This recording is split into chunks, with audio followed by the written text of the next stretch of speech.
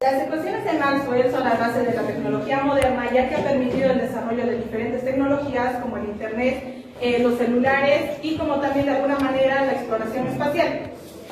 El objetivo de esta exposición es poder entender los fenómenos físicos que representa cada una de las ecuaciones, ya que muchos materiales como los dieléctricos tienen comportamientos complejos, ya que por ejemplo pueden mostrar dispersión, es decir que la respuesta va a depender de la frecuencia de campo, o puede llegar a tener pérdidas de energía en forma de calor, y la polarización, que es una de las características más resaltantes de los dieléctricos, que básicamente consiste en que las moléculas o los átomos se llegan a alinear parcialmente cuando éste está expuesto a un campo externo. En la siguiente diapositiva vamos a poder observar las 4 ecuaciones de Maxwell, las cuales describen la interacción entre el campo eléctrico y el campo magnético. Nos indica en el libro que pues básicamente la densidad del campo magnético, la densidad eléctrica y el campo eléctrico pues están presentes en todo material siempre y cuando esté expuesto a un campo electromagnético externo. Maxwell unificó fenómenos que antes se estudiaban por separado, como por ejemplo el campo magnético, el campo eléctrico y las ondas electromagnéticas. En la siguiente parte vamos a poder observar que se está relacionando diferentes parámetros, y a ello se está incluyendo los parámetros claves que podrían ser la permitividad, la permeabilidad o la conductividad.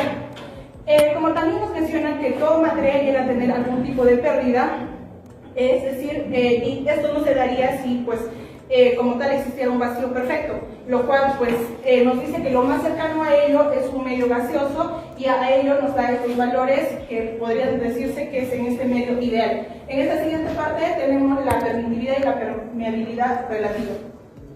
En la siguiente diapositiva vamos a poder observar la ley de Ampère, que básicamente nos describe cómo se genera un campo magnético a partir de dos puentes.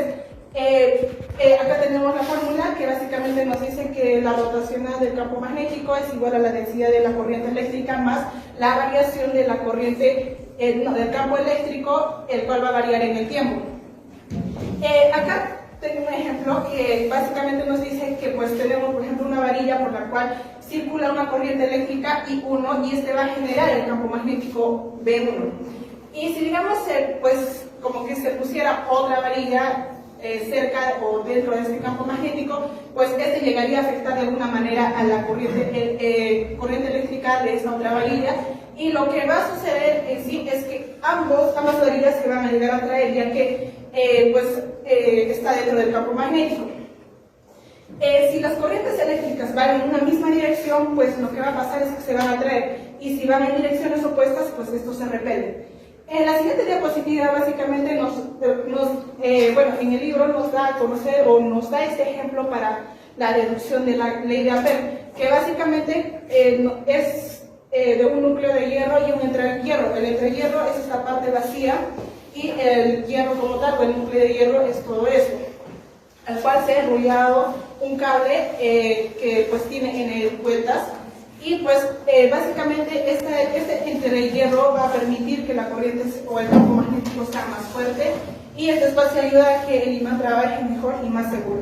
Le paso la palabra a mi compañero. Ahora vamos a hablar sobre la ley de Faraday. Básicamente algo que resume esto es un cambio de flujo magnético a través de una bobina induce voltaje. ¿Sí? Acá tenemos su fórmula. Le clic ahí para todas las observaciones.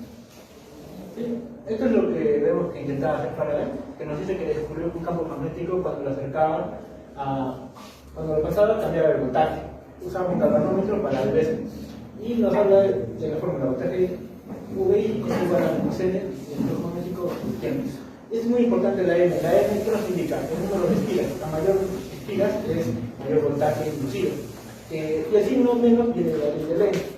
¿Qué nos dice esta ley? Se opone a este cambio, ¿sí?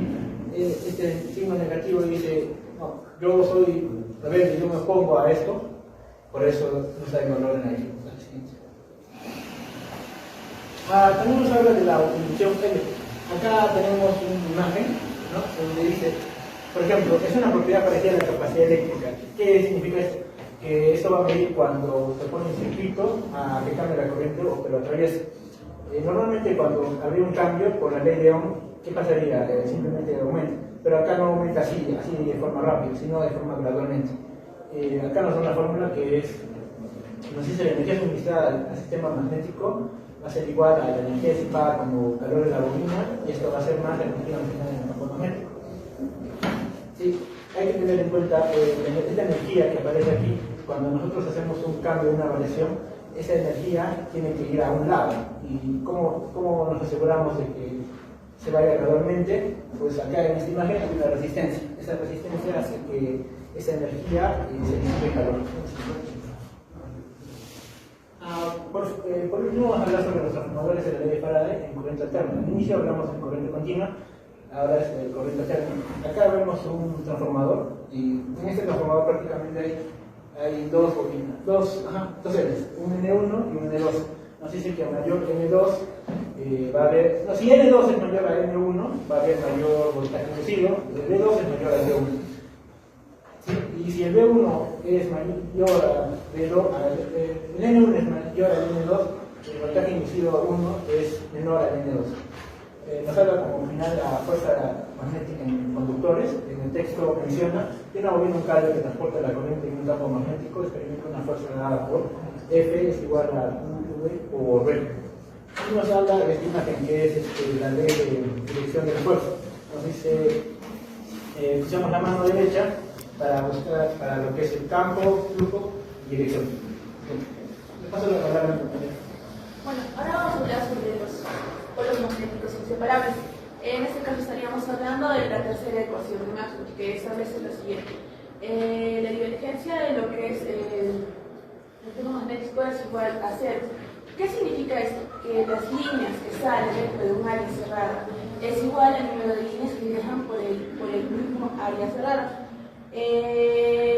Finalmente nos estaría diciendo que dentro de este área cerrada no habría carga eléctrica. Como consecuencia tenemos que los polos magnéticos norte y sur son inseparables. Tenemos un ejemplo de un imán, como se puede ver en el video, que tiene su polo sur y polo norte. Si quisiéramos dividir este imán, no se va a dividir en un polo sur y un polo norte, sino que se va a dividir en dos pequeños imanes, cada uno con su respectivo polo sur y con su respectivo polo norte. En resumen, nos estaría diciendo que no existen los monopolos magnéticos. Tenemos como siguiente la ley de Gauss, que describe la relación entre el flujo eléctrico y las cargas contenidas en una región. La divergencia del flujo es el exceso de flujo que sale hacia afuera sobre lo que entra hacia dentro de este volumen a través de cualquier superficie cerrada por unidad de volumen. ¿Qué nos estaría diciendo esto?